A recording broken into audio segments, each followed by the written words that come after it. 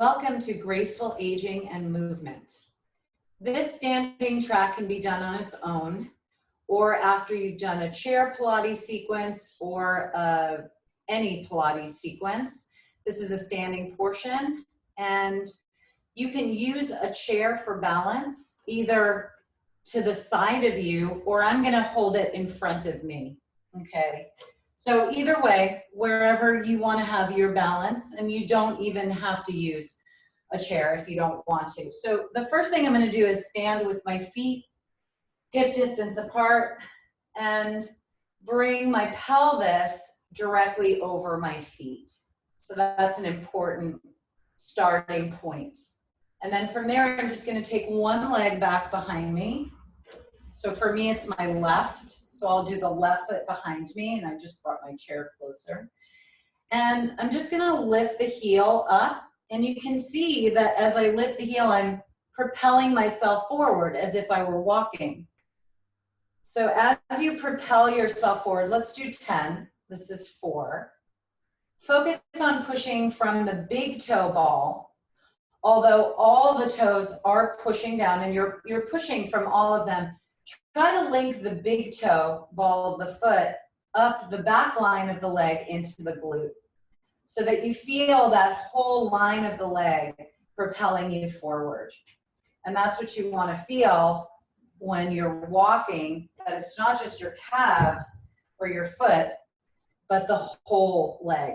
And then bring it forward and bring it back, and just complete that weight transfer, either holding on or not, right? Because when we walk, we can't hold on to anything. So just pushing off and see if you can make that connection into your buttocks, right? And then hold that leg back behind you. Now keep the heel down and bend the front knee. You're gonna feel a little stretch or a big stretch in the front of the thigh that's back, and extend and bend. Try not to load this front knee too much as you bend and straighten, but keep the elongation of the spine such that as you bend the knee, you're lifting up the spine and you push down to return. So there's this oppositional piece that keeps you from dumping weight into the knee. So you notice I'm not going forward like that, but I'm staying lifted and long, which is keeping the weight distributed through both legs. Okay, now I'm gonna keep the bend, lift the back knee, and bend that back knee to join and extend. And I'm bending both, and I'm really focused on loading both knees. Now I have done this work with many people of many ages with knee problems. And if you really focus on loading both sides evenly and equally, you're not going to feel pain in that front knee. But you want to be careful not to see, if I go too low, I'm going to overload the front, but I'm actually loading both evenly. All right. And then step together. Let's do that on the other side. So I'm going to keep my chair out of the way so you can see. So now I'm taking my right leg back, and let's just go through it. So lift the spine, axial elongation of the spine, look forward and lift that back heel up and down. So you'll feel the calf, that's fine, that's good. See if you can bring it up into the back of the leg, the hamstrings. Feel the back of the thigh, pushing into that big toe ball. I think I lost count now. I was getting excited about feeling my glute. Feeling the glute, let's call that 8, 9, and 10. And then let's step through. Let's walk through. Again, hold on as needed, and back. And walk through. And back. And walk through. And let the arms go naturally, right?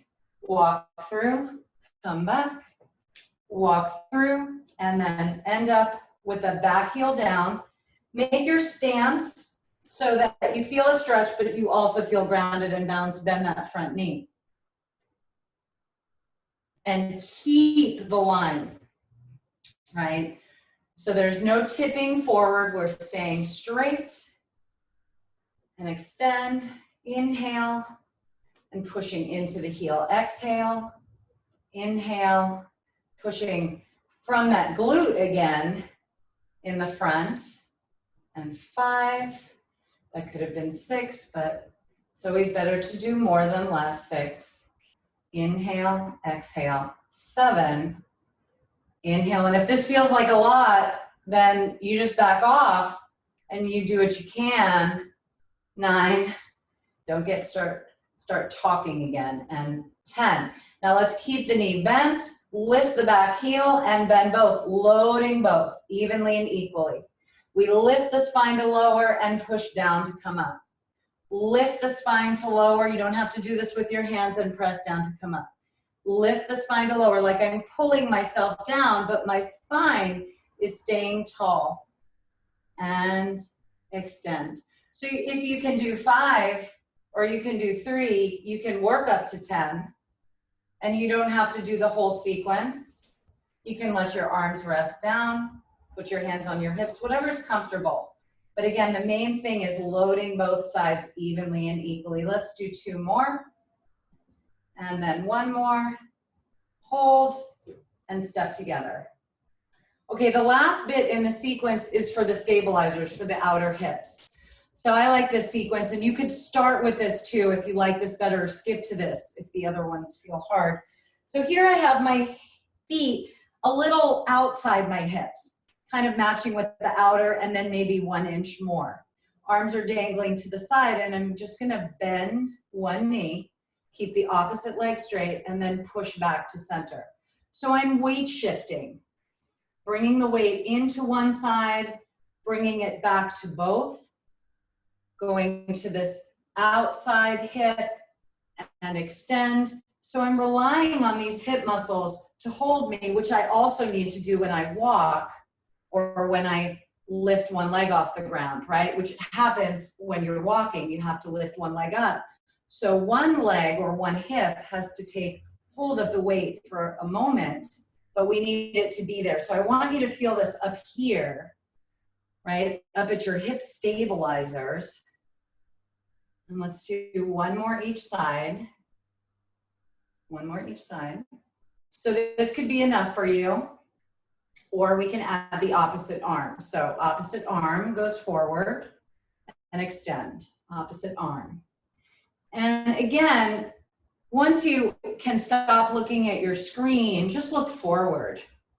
Eyes are straight ahead, gaze is soft. And you're just kind of walking. It's that walking motion again. Inhale and try to push from the outer foot. That's going to help you. Inhale, push from the outer foot. Let's do 1 more each side. Inhale, push from that outer foot and inhale and exhale. So let's add on hands on the hips. You're going to hold, lift the heel of the straight leg, lower the heel, come back to center. Bending, here's the left, lifting the right heel, lowering the right heel, come back center.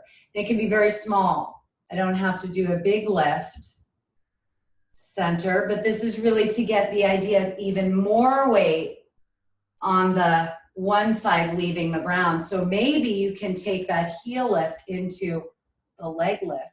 Try it or not. Back down, extend, bend, lift the heel, maybe the foot, maybe not, heel and down. So again, what you're comfortable with, heel, foot, foot, heel, extend, bend, heel, foot, foot, heel, extend. 1 more each side, heel, foot, foot, heel, both legs straight, bend, heel, foot. And again, I could have had, shake that out, my chair in front, just to show you quickly, right? I could have done that with my chair in front for less of a focus on balance and more of strengthening the hip. So you can direct it the way you want. If you're gonna work less on balance, you're gonna target the muscles more. Maybe you wanna work more on balance and not use your chair. So that is the standing sequence. Good luck with that, and I'll see you next time.